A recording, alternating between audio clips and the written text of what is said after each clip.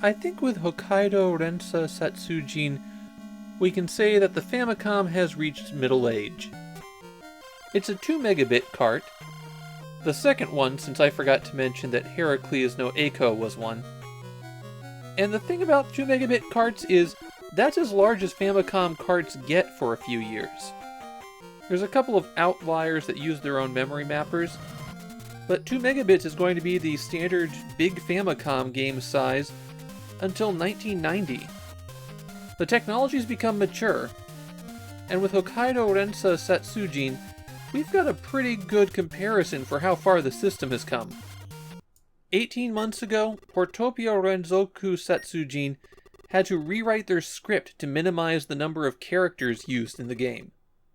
It was short, had effectively no animation, and you couldn't even save.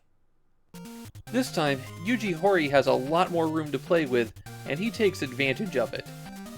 I was playing with a guide, and I might have gotten about a third of the way through the game.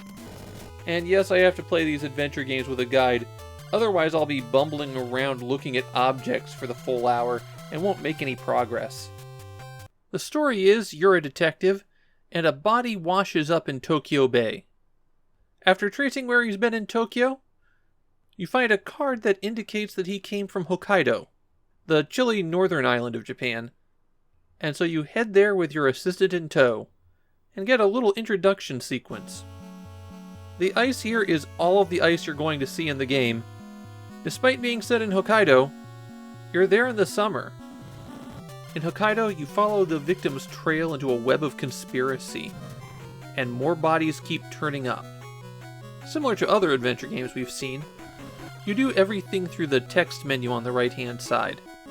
There's 2 pages to it as well, and pressing B will switch between them. Particularly useful is the notebook option. That's what gives you the password so that you can continue. Naturally, you can look around, interview people, show people evidence, and investigate objects that you see. You also have a camera, which proves to be very useful. You'll have to show a lot of people photographs and ask them if they know who the picture is of. One of the stranger features in the game is that you can play blackjack to get hints. If you're stuck, choose to play trumps, and both you and your assistant start with 15 points. Take all his points away to get him to give you a hint. As is par for the course in these adventure games, if you're stuck, you'd need to run through all of the options, and some you need to repeat twice to get a different result.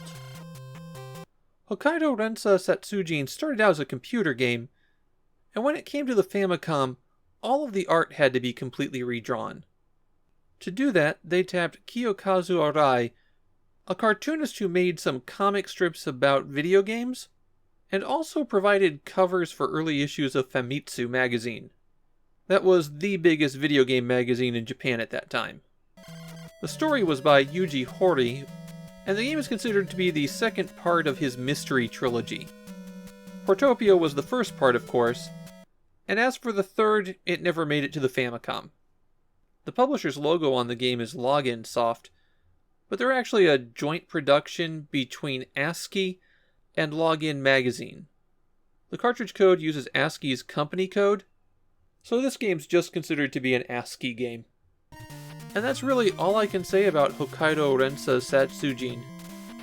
It has a more interesting story than Portopia, and it's told in a better way, but it's still a pretty static mystery adventure game. Chunsoft is going to keep expanding on this. We will see one more adventure game on the Famicom before we're done. Until then, though, they need to get back to work on Dragon Quest III.